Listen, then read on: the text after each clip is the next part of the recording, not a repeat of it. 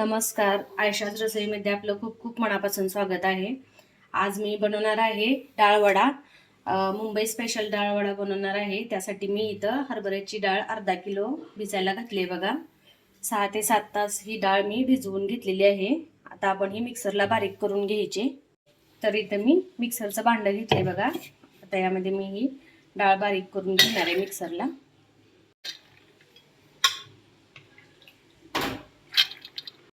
तर ही अशा पद्धतीने आपल्याला डाळ बारीक करून अशी भांड्यामध्ये काढून घ्यायची आहे बघा।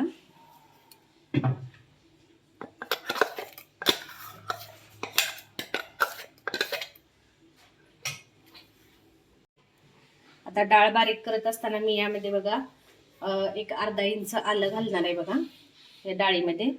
त्यानंतर लसणाच्या 1-7-8 पाकळ्या घालणार आहे मी। हे बघा, डाळ बारीक करत असताना आपल्याला हे त्यामध्ये घालायचं आहे। त्यानंतर हिरव्या मिरचीचे तुकडे घालणार आहे मी। 5-6 हिरव्या मिरच्या घेतल्या होत्या। हिरव्या मिरचीचे तुकडे, 2 चमचे जिरे, हे सगळं घालून आपल्याला मिक्सरला बारीक करून घ्यायची आहे डाळ। अशा पद्धतीने आपल्याला ही डाळ बारीक करून घ्यायची आहे बघा।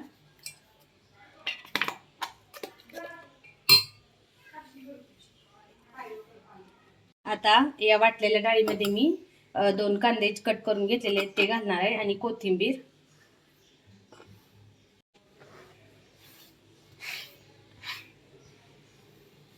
चवीनुसार मीठ, आणि हे सगळं मिक्स करून घ्यायचंय मिश्रण। तर मी गॅसवरती कढई ठेवलेली आहे बघा वडे तळण्यासाठी। त्यामध्ये तेल टाकलेलं आहे। तेल गरम झाले की आपण त्यामध्ये वडे सोडणार आहे। तर हे बघा, तेल गरम झालेलं आहे। अशा पद्धतीने आपल्याला हे वडे करून घ्यायचे आणि तेलामध्ये सोडायचे।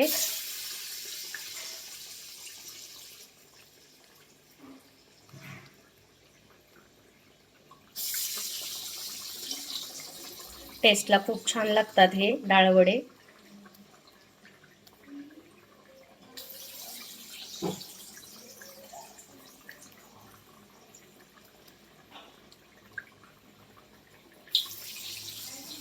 मस्त असे आपले वडे कुरकुरीत होतात बघा। हे तळून घ्यायचे आहेत व्यवस्थित एकदम।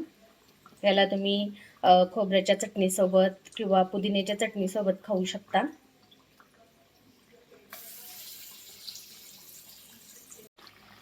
तर हे बघा, तळून झाल्यानंतर वडे आपोआप वरती येतात। हे बघा, मस्त असा कलर आलेला आहे त्याला, सोनेरी। खूप छान झालेत बघा हे डाळ वडे। तर हे बघा, अशा पद्धतीने या कलरवरती आपल्याला डाळ वडे काढायचे, गोल्डन कलरवरती। तर आपले डाळ वडे तयार झालेले आहेत बघा, मस्त क्रिस्पी झालेले आहेत। आपण हे काढून घेऊया आता। अशा पद्धतीने आपल्याला हे डाळ वडे तेलामध्ये सोडून घ्यायचे आहेत बघा व्यवस्थित।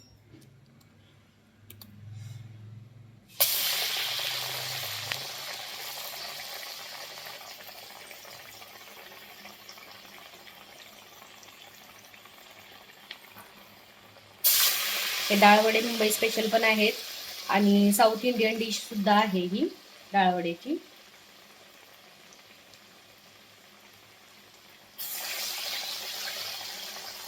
तर तयार झालेत बघा माझे मुंबई स्पेशल डाळ वडे, साऊथ इंडियन स्पेशल डाळ वडे। तर तुम्ही पण नक्की ही रेसिपी ट्राय करून बघा, खूप छान लागतात हे डाळ वडे। आणि याला तुम्ही पुदिन्याच्या चटणीबरोबर किंवा खोबऱ्याच्या चटणीबरोबर पण खाऊ शकता। आणि तुम्हाला जर माझी ही रेसिपी आवडली असेल तर माझ्या व्हिडिओला लाईक, शेअर, कमेंट्स करा। आणि माझ्या यूट्यूब चॅनलला सबस्क्राईब केलं नसेल तर नक्की सबस्क्राईब करा। सोबतच बेल आयकॉनवरती प्रेस करा, म्हणजे माझ्या नवनवीन रेसिपीज आणि व्हिडिओज तुम्हाला पाहायला मिळतील। थँक्यू।